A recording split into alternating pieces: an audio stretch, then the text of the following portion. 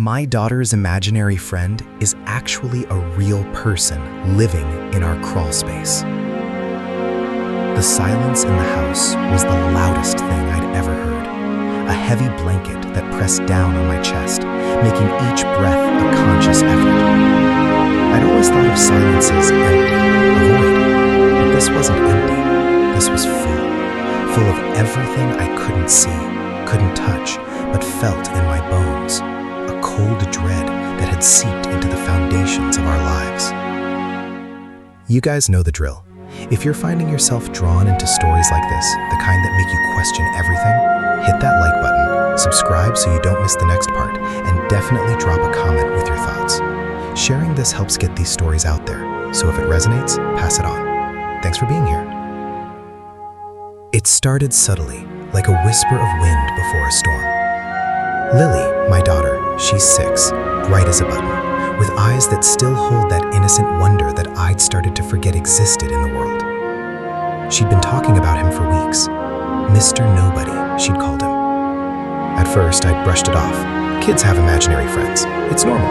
It's healthy even. My wife, Sarah, she'd nodded along, a soft smile on her face. "Oh, Lily, Mr. Nobody sounds like a fun friend," she'd say, her voice like warm honey. I'd watch them, Sarah with her gentle touch stroking Lily's hair, and for a fleeting moment, I'd feel this overwhelming sense of contentment, of normalcy. We were a family, a good family, or so I told myself. The first flicker of unease wasn't even about Mr. Nobody. It was about Sarah. She'd started being distant. Not in a bad way, not angry or anything, just elsewhere. Her eyes would glaze over when I spoke to her. Her responses would be delayed, a beat too slow. "Everything okay?" I'd ask, my hand resting on her arm. She'd blink, a slight tremor in her smile. "Yeah, just tired, honey, long day." But it wasn't just tiredness. There was a new tension in her shoulders, a quickness to her movements when she thought I wasn't looking, like she was always anticipating something or hiding something. Then Lily's stories about Mr. Nobody began to change. They went from him helping her build elaborate Lego castles in her room to him being here, in the house. "Mr. Nobody likes my teddy bear," she'd say, pointing to her worn-out bear sitting on the bed. "He says it's soft." I'd laugh it off, trying to inject a casual tone into my voice, but a tiny seed of doubt had begun to sprout. "Does he really, sweetie?" Sarah would chime in, her gaze a little too fixed on Lily. One evening, I was working late, trying to finish up some reports. It was a Tuesday, I remember, because Sarah usually made lasagna on Tuesdays. The smell of garlic and tomato sauce usually filled the air, a comforting aroma that meant home. But that night, the house was silent, too silent. I heard the low hum of the dishwasher, the faint ticking of the grandfather clock in the hall, but no laughter, no clatter of pans, no Sarah humming along to the radio. I walked into the kitchen. It was spotless. No sign of lasagna. Sarah was sitting at the dining room table, her back to me, staring out the window at the darkening sky. "Hey," I said, my voice softer than I intended. She jumped, a tiny gasp escaping her. She turned, her face pale in the dim light. "Oh, hi, didn't hear you." "Where's dinner?" I asked, trying to keep my tone light. She fiddled with a napkin, her fingers tracing invisible patterns on the linen. I didn't feel like making lasagna tonight. I ordered pizza." Pizza. Sarah never ordered pizza when she planned to make lasagna. It was like a ritual, and she was always so excited about her lasagna. Something felt wrong, but I couldn't pinpoint it. "Everything okay?" I asked again, the question hanging in the air like smoke. She forced a smile. "Just a weird day, you know?" I knew. Or I thought I knew. I sat down opposite her. The pizza boxes sat unopened on the counter. We ate in near silence. Lily was unusually quiet too, pecking at her pizza, her gaze darting around the room as if expecting someone. "Who are you looking for, honey?" I asked. "Mr. Nobody," she whispered, her voice barely audible. Sarah's head snapped up. "Lily, we talked about this. Mr. Nobody is just in your imagination." Her tone was firm, but there was a tremor beneath it, a desperate edge that I caught. Lily's lip trembled. "But he's here. He's hiding because he's shy." "He's not real, Lily," Sarah said, her voice a little too loud. She stood up abruptly, scraping her chair against the floor. "I'm going to tuck you in." She practically scooped Lily up, carrying her out of the room before I could even respond. I sat there, the uneaten pizza growing cold on my plate. The silence returned, heavier than before. What was going on with Sarah? And Lily's his insistence on Mr. Nobody, it was starting to feel less like childhood fantasy and more like something else entirely. Something unsettling. A few days later, I was in the garage looking for a wrench. It was a Saturday. Sarah and Lily were out shopping. I needed to fix a leaky faucet in the guest bathroom. The garage was our usual dumping ground, a place for forgotten bikes, dusty tools, Christmas decorations from years past, and general clutter. I rummaged through boxes, the smell of oil and old wood filling my nostrils. That's when I heard it. A faint scratching sound. It was coming from the corner, near the old water heater. I froze. Probably a mouse, I thought. We had a minor rodent issue last winter. I cautiously moved a stack of old paint cans. The scratching stopped. I strained my ears, listening. Nothing. Just the hum of the refrigerator in the back corner. I shrugged it off, deciding to deal with it later. But the sound, it lingered in my mind. It was too distinct for a mouse. Too deliberate. That night, I couldn't sleep. Sarah was already asleep beside me, her breathing even and deep. I lay there, staring at the ceiling, the image of Lily's wide, questioning eyes replaying in my head. Then, I heard it again. Not in the garage this time. Faint, but distinct. A scratching sound. Coming from below. I sat up, my heart pounding. The sound seemed to be coming from the floorboards of our bedroom. I put my ear to the wood. It was definitely there. A soft, rhythmic scraping. It wasn't a rodent. It was too slow, too human. I slipped out of bed, my feet touching the cool carpet. I tiptoed to the door, my senses on high alert. The house was utterly silent, except for the relentless, maddening scratching from beneath me. I walked to the hallway, the faint moonlight filtering through the windows, casting long, eerie shadows. I remembered the crawlspace. We had an access panel in the hall closet, right by the linen shelves. I'd never really looked in there, just assumed it was dusty insulation and forgotten pipes. My hands were shaking as I opened the closet door. The smell of mothballs and stale air hit me.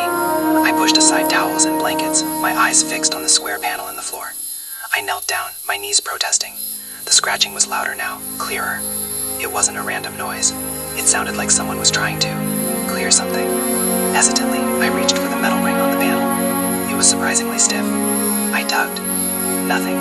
I tugged harder, putting my weight into it. A faint squeak, and then the panel creaked open, revealing a dark, yawning abyss.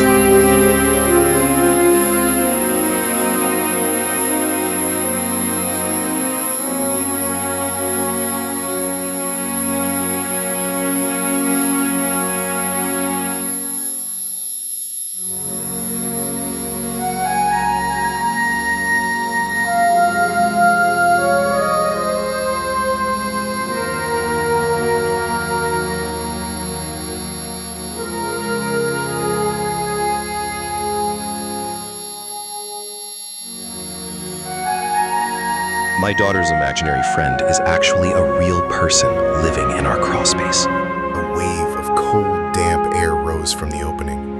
I fumbled for my phone, turning on the flashlight. The beam cut through the oppressive darkness, illuminating cobwebs that hung like macabre decorations. The floor of the crawlspace was dirt, uneven and damp. Piles of discarded junk, old boxes, a broken chair, tangled wires were scattered around. And then I saw it. In the far corner, partially obscured by a pile of forgotten Christmas decorations, was a makeshift bed. A thin mattress covered with what looked like old blankets. And next to it, a small pile of food wrappers, empty cans. My breath hitched. This wasn't just junk. This was inhabited. The scratching sound stopped abruptly. A new sound replaced it. A choked gasp. My phone beam swung around, my hand trembling so violently the light danced erratically. And then I saw him. He was huddled in the corner, his back pressed against the rough foundation wall. He was gaunt, his face obscured by dirt and matted hair. He was wearing what looked like old, faded clothes. He flinched under the sudden light, his eyes wide and terrified, blinking rapidly. He looked lost and deeply, profoundly scared. My mind reeled. Who was this? How long had he been here? Why hadn't I heard anything before? And then, the most horrifying thought. The one that sent a chill down my spine that had nothing to do with the damp air from the crawlspace. Lily. Lily's imaginary friend, Mr. Nobody. My gaze flickered back to the figure in the crawlspace. He was a man, not a child, but he was hiding like a child. He looked up at me, his eyes pleading, his mouth opening to speak, but no sound came out. I stood there, frozen, my flashlight beam fixed on his face. The silence of the house now seemed to hold its breath, waiting for me to do something. Anything. The scratches, the hushed conversations, Sarah's strange behavior, Lily's insistence, it all converged into a single terrifying realization. He wasn't imaginary. He was real, and he was living beneath our feet. My stomach twisted with a nausea that had nothing to do with the crawlspace air. I looked at the man, then back at the dark opening, and then my thoughts, unbidden, turned to Sarah. What did she know? How long had she known? And why? God, why hadn't she told me? The sheer, gut-wrenching betrayal of it all, the unimaginable secret festering beneath the surface of our seemingly normal life, was almost too much to bear. The man in the crawlspace stared back, his silence a gaping wound. And I knew, with a certainty that hollowed me out, that nothing would ever be the same. The realization hit me like a physical blow, leaving me breathless and trembling in the dim hallway, the weight of this impossible discovery crushing me. I was looking at a stranger living in my house, and I felt a cold dread that was far more terrifying than any ghost story. This was real. Horrifically, undeniably real. And I had no idea what to do next. The man's eyes, when they finally met mine, were a startlingly clear blue, a contrast to the crime that coated his face. They held a desperate intelligence, a flicker of something that wasn't just fear, but also a profound, weary resignation. He looked like a ghost made flesh, a creature born of shadows and deprivation. He was probably in his late 30s, maybe early 40s. His face was hollowed out, edged with lines of hardship that spoke of a life lived far from comfort, far from sunlight.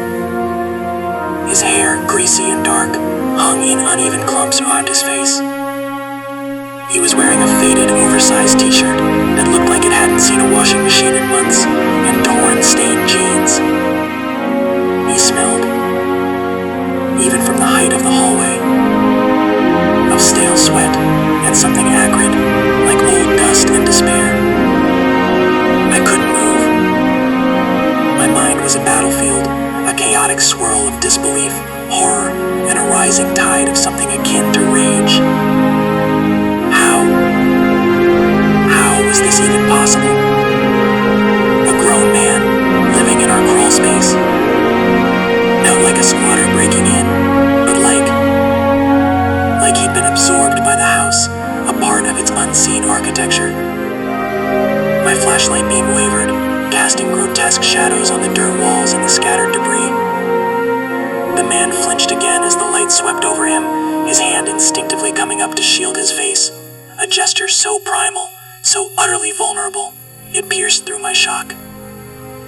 Who are you? My voice was a ragged whisper, barely audible above the thumping of my own heart. It felt absurd asking that question. The answer was hanging in the air, thick and suffocating. He was Mr. Nobody. He was real.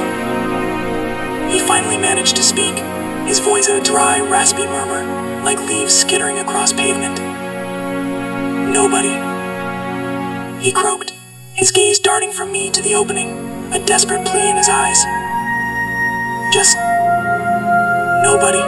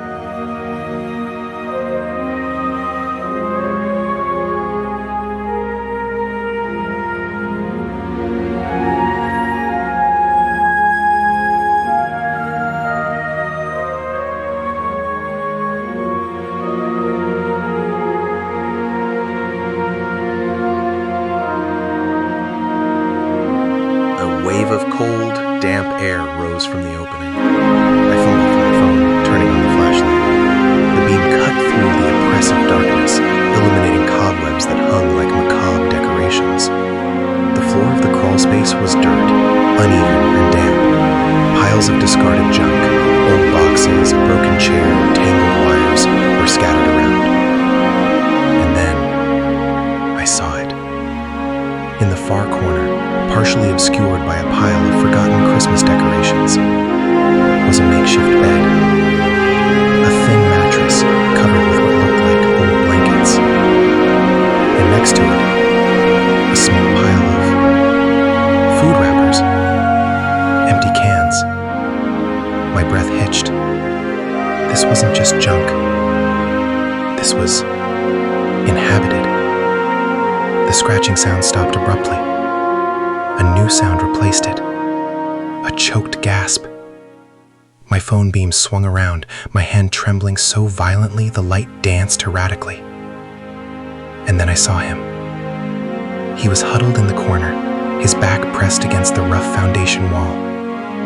He was gaunt, his face obscured by dirt and matted hair. He was wearing what looked like old, faded clothes. He flinched under the sudden light, his eyes wide and terrified, blinking rapidly. He looked lost and deeply, profoundly scared. My mind reeled. Who was this? How long had he been here? Why hadn't I heard anything before? And then, the most horrifying thought, the one that sent a chill down my spine that had nothing to do with the damp air from the crawlspace. Lily. Lily's imaginary friend. Mr. Nobody. My gaze flickered back to the figure in the crawlspace. He was a man, not a child. But he was hiding like a child. He looked up at me, his eyes pleading, his mouth opening to speak, but no sound came out. I stood there, frozen, my flashlight beam fixed on it. He'd been living in the dirt and darkness beneath our feet for a year.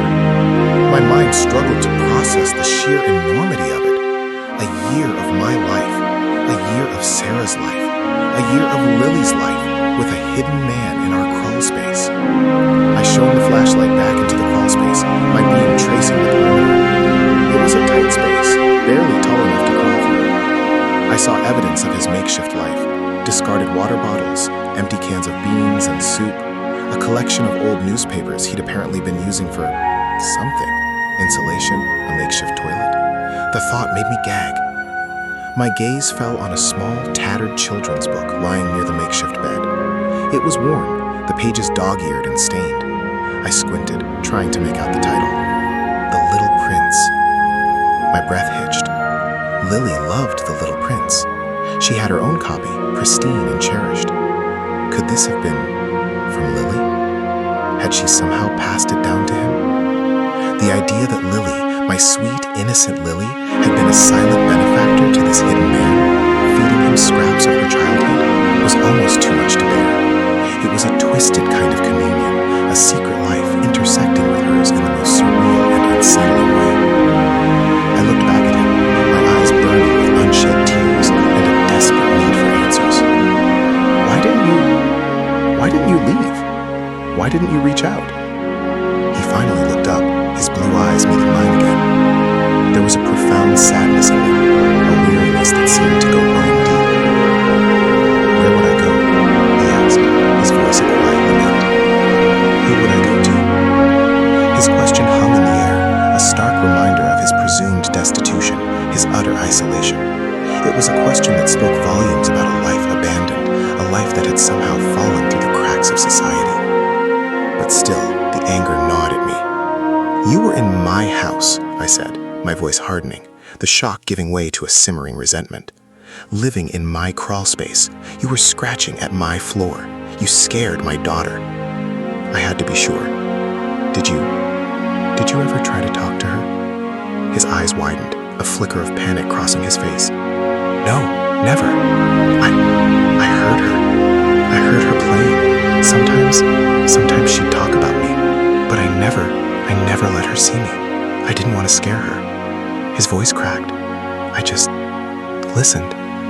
It was nice to hear a child, to hear life. His sincerity was palpable, but it did little to quell the storm raging inside me. The thought of him listening, hidden while my daughter played, felt deeply wrong. It was an intrusion, however unintentional. So you just stayed? I pressed, needing to understand the mechanics of this impossible situation. You ate what? You drank what? How did you not? There are ways, he said, his gaze dropping again. Old pipes. I figured things out. And sometimes things were left, things people threw away.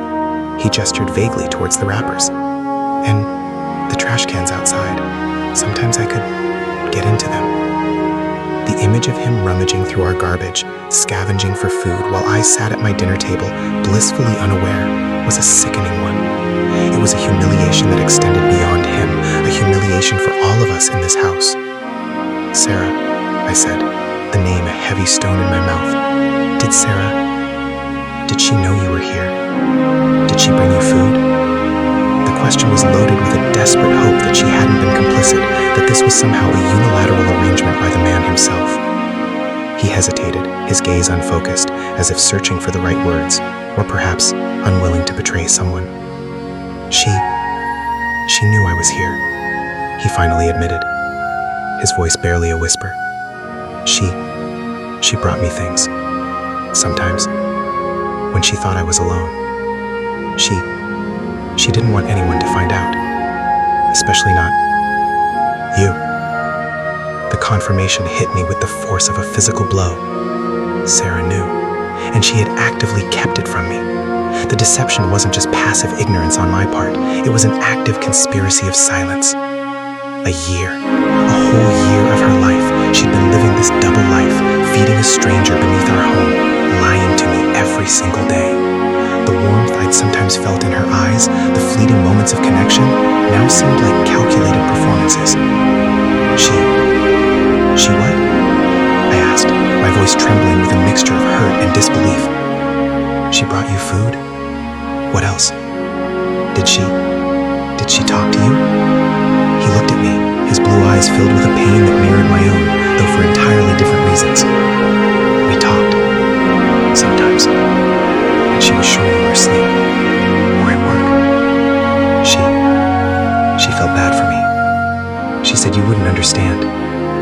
That you'd call the police. Or worse. He paused, swallowing hard. She said you were angry. Easily angered. The accusation, delivered so softly, so factually, stung more than any shouting match ever could. Was that how she saw me? As someone who would react with violence or cruelty to a desperate situation? Had she seen him as a victim and me as the potential aggressor? The thought that my own wife viewed me this way, that she felt the need to hide this from me out of fear of my reaction, was a profound and crushing betrayal. It wasn't just the secret itself, but what it implied about her perception of me, about our relationship. She said I was easily angered. I repeated, the words tasting like ash in my mouth. She told you that. So she thought I'd hurt you. He nodded, his gaze fixed on the dirt floor. She was worried. She wanted to help me, but she didn't want to hurt you. Didn't want to hurt me. I scoffed. A harsh, broken sound. She blew up our entire life, our trust, our marriage, and she didn't want to hurt me. By lying to me for a year, by letting me live in ignorance while a man slept under our feet. My voice rose, the contained fury finally breaking free. I could feel the blood pounding in my ears. Does she even know his name? I demanded. My gaze swept over the man, suddenly seeing him not just as Mr. Nobody, but as a tangible, physical manifestation of Sarah's secret. He flinched at my outburst, his body tensing. He opened his mouth, then closed it, his blue eyes wide with a renewed fear. He looked like a cornered animal, and suddenly the anger felt less like a righteous fury and more like a destructive force I couldn't control. What's his name? I demanded again, stepping closer, my hands clenching into fists. He finally raised his head, his gaze meeting mine, a flicker of defiance mixed with his fear. My name "My name is David," he whispered, the sound fragile in the heavy silence of the house. "And Sarah calls me. She calls me by my name." The revelation of his name, a simple, ordinary name, was jarring. David, not Mr. Nobody. A real person. A person my wife knew, spoke to, and apparently felt sorry for. The image of Sarah, my wife, calling another man by his name, a man living in our crawlspace, a man she was keeping secret from me. It was a fresh wave of betrayal that washed over me, colder and more devastating than anything that had come before. It wasn't just about hiding a homeless man, but about a clandestine relationship, a secret life Sarah had been living, a life that excluded me entirely. I felt a dizzying sense of disorientation, as if the ground beneath me had shifted, and I was standing on the edge of an abyss. What else was she hiding? What other secrets had they shared in the dark? The trust I had placed in her, the foundation of our marriage, crumbled to dust. I was still a stranger who was unprepared to meet my wife, and the weight of that knowledge was crushing. The silence that followed was deafening, punctuated only by the frantic thudding of my own heart, a heart that felt irrevocably broken. The air in the hallway felt thick, suffocating. David, or whatever his real name was, flinched again as I spoke, his blue eyes wide and pleading. But there was no pity left in me, not anymore. Just a hollow, gaping void where my trust used to be. I had to know. I had to unravel this knot of deception before it choked us all. "Sarah calls you David," I repeated, the name foreign and sharp on my tongue. "And she visited you down here regularly?" I tried to keep my voice level, but the tremor was undeniable. The flashlight beam, still aimed at him, seemed to burn through the dust motes, illuminating the shame etched onto his face. He looked like a child caught doing something wrong, except his transgression was a whole year of silent occupancy and a wife's complicity. He nodded, his gaze fixed on the stained concrete floor. "When she could," he murmured, his voice barely audible. "When you were out or asleep. She'd bring food, sometimes just sit with me for a little while. She said she couldn't stand the thought of me out there, alone. She said you wouldn't understand." Wouldn't understand what?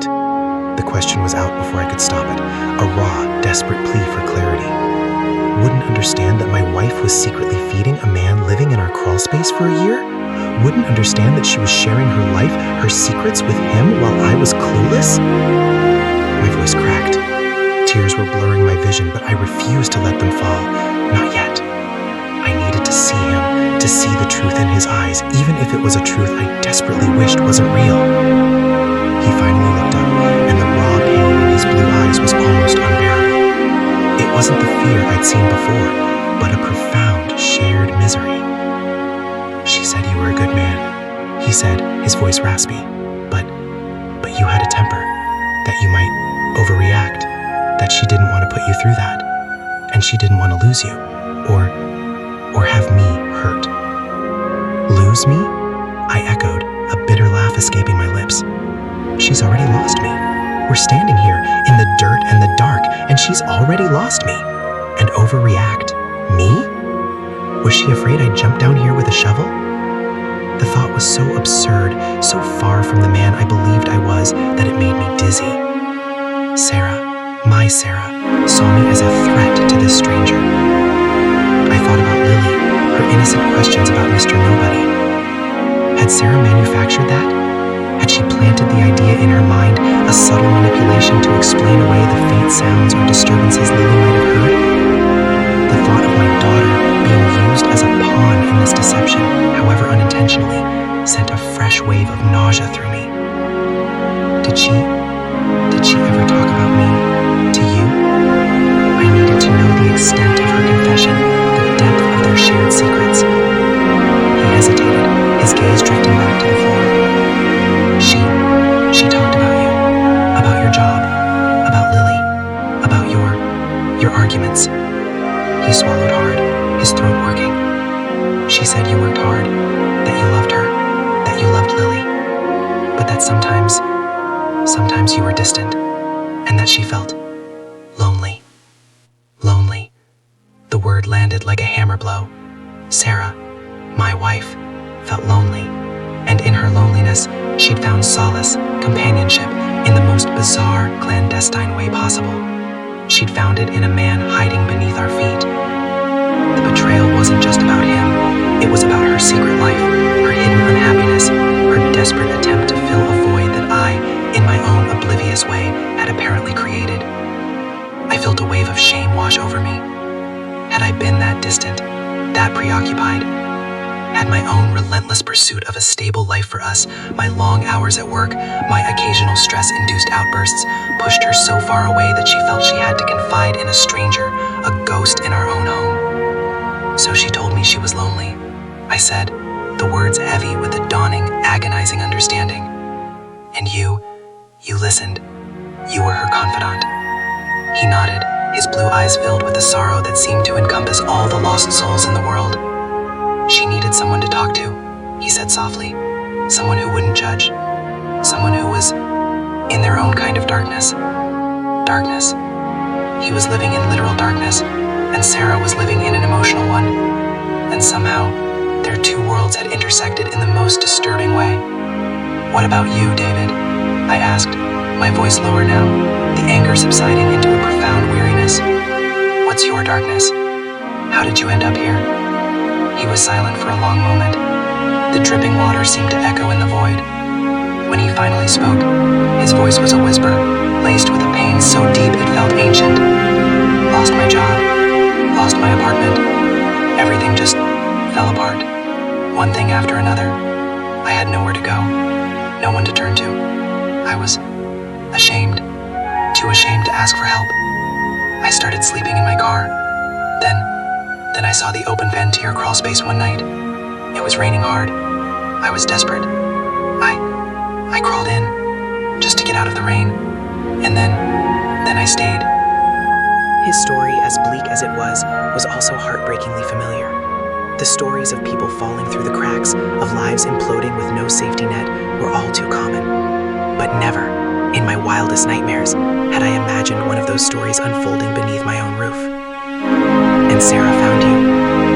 He nodded again. A few weeks after I got here, she heard a noise. She was terrified. I thought she was going to scream, call the police. But I think she saw something in my eyes. The same desperation she felt, maybe. She just backed away. And then, a few days later, she left some food at the vent. And we started talking. Talking.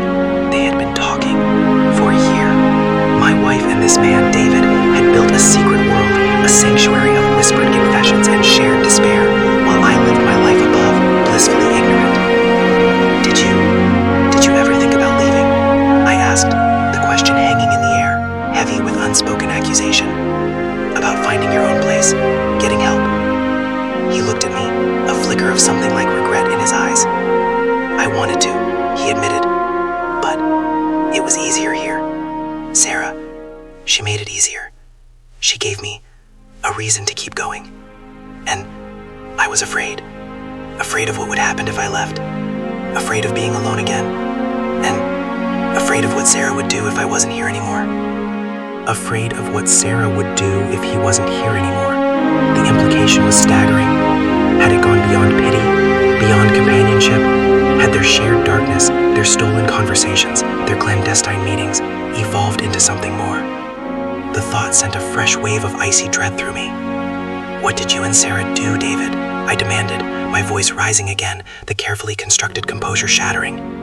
He recoiled, his blue eyes wide with a terror I hadn't seen since the beginning. Nothing like that, he stammered, his hands coming up in a defensive gesture. We just talked. She listened. She brought me food and blankets. She was kind to me, that's all, I swear. His desperation was convincing, but the seed of doubt had been sown. The year of deception, the secret meetings, the implied emotional dependence, it all created a perfect storm of suspicion. Kind? I scoffed, the word laced with bitterness. She was kind to you by lying to me, by making me a fool in my own home? I took a step closer, the flashlight beam directly in his face. He squinted, his eyes watering. Did she ever touch you? In a way that wasn't just kindness? His breath hitched. He looked away, his gaze fixed on some point beyond me, beyond the dirt walls. She held my hand once, he whispered, his voice cracking. When I was really bad, I was sick. She was worried. She just reached out and held my hand for a minute. That was all. Held his hand. It was a small gesture, an act of simple human comfort, but in the context of everything else, it felt like a profound intimacy, a betrayal of the highest order. My wife had found solace in the arms, or at least the touch, of another man, a man she had hidden from me. I felt a profound emptiness settle in my chest, a crushing weight that stole my breath. It wasn't just about infidelity, not in the way I'd always imagined it. It was about a complete breakdown of communication, a void in our marriage that had festered for so long that Sarah had sought refuge in the most impossible of places. I need to talk to Sarah, I said, my voice flat, devoid of emotion. The fight had gone out of me, replaced by a hollow ache. Right now, he nodded, his shoulders slumping in what looked like relief or perhaps resignation. She's upstairs, he murmured, in the kitchen. I didn't wait for him to say anything else. I turned, my flashlight beam cutting a path through the dark hallway, and scrambled out of the crawlspace opening. My legs felt heavy, as if I were walking through water. I didn't look back. I didn't need to. The image of David, his blue eyes full of a shared sorrow, was seared into my mind. I emerged into the blinding light of our garage, the familiar hum of the refrigerator a jarring counterpoint to the silent turmoil raging inside me. I walked into the house, my footsteps unnervingly loud on the hardwood floor. The smell of coffee and something vaguely floral, Sarah's perfume, filled the air. She was at the kitchen island, scrolling through her phone, a half-empty mug of coffee beside her. She looked up as I entered, a faint, practiced smile gracing her lips. "Hey, honey, you're home early. Everything okay?" Her voice was calm, casual, as if she hadn't just been privy to a secret that had shattered the very foundations of our marriage. The sheer normalcy of her demeanor, the effortless deception, was almost unbearable. I walked towards her, my gaze locked on hers. Her smile faltered slightly, her eyes widening with a dawning apprehension. She must have seen something in my face, something she recognized as the end of her carefully constructed charade. "Where have you been?" she asked, her voice now a little tighter, a little more strained. I stopped directly in front of her, the silence between us stretching, taut and suffocating. I could feel the tremors in my own hands, the pounding of my heart. I looked at her, at the woman I had loved, the mother of my child, and saw a stranger. "I was in the crawlspace, Sarah," I said, my voice low and steady, each word deliberately chosen, each word a tiny shard of glass. I was talking to David. Her face went white. The phone slipped from her grasp, clattering onto the island. Her eyes, usually so warm and expressive, were now wide with pure, unadulterated panic.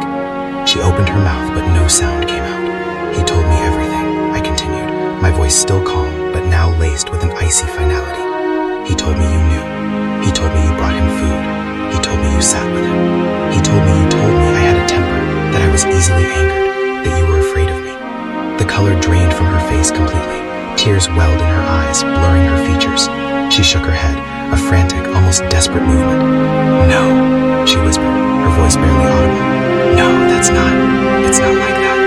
"Then tell me, Sarah," I said, my gaze unwavering. "Tell me what it is like. Tell me how my wife spent the last year nurturing a secret life with a man living under our roof. Tell me how you looked me in the eye every day knowing this. Tell me how you could do this." She finally let out a sob, a ragged, broken sound that tore through the fragile piece of the kitchen. Tears streamed down her face, smearing her makeup. I was scared," she choked out, her hands trembling as she reached for me, then pulled back. "Scared of losing you, scared of what you'd think. He looked so lost, so broken. I wanted to help him, and I didn't want to hurt you. I thought I was doing the right thing, keeping you both safe." "Safe?" I repeated, the word a hollow echo. "You call this safe, Sarah? You call living a lie, a year of lies, safe? You call betraying my trust, our marriage, safe?" My voice was rising again, the carefully constructed calm beginning to fray. "You didn't want to hurt me by lying